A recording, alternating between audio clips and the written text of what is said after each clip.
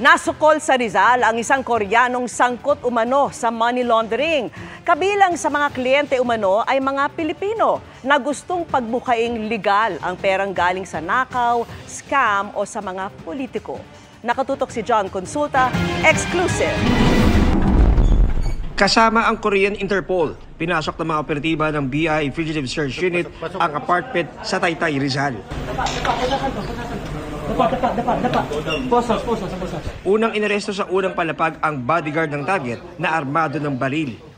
Pagdating sa ikalawang palapag, inabutang tulog ng mga operatiba sa kwarto ang primary target na itinuturing na high priority Korean fugitive.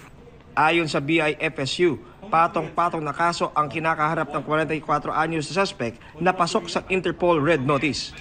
Big fish nga na tinuturing ng Korean police authorities. Nag-recruit ng mga Koreans at nangako na bibigyan niya ng working visa papuntang Canada. Kinunan niya lang ng pera. Involved din siya sa money laundering, nanggagaling sa mga scammer or mga pogo at sa kanya idinadaan upang linisin ng pera. Na-recover sa dayuhan ang isang notebook na may detalye ng iba't ibang uri ng pang-i-scam at listahan ng mga personalidad na umano'y tumatanggap ng protection money.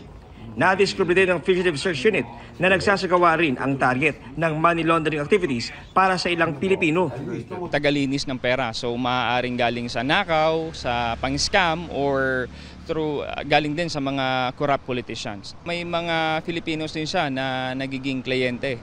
At ito din po ay i-coordinate natin sa mga proper agencies upang ito ay maimbestigahan.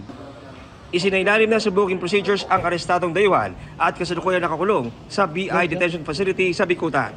Para sa GMA Integrated News, John Consulta, nakatutok 24 oras.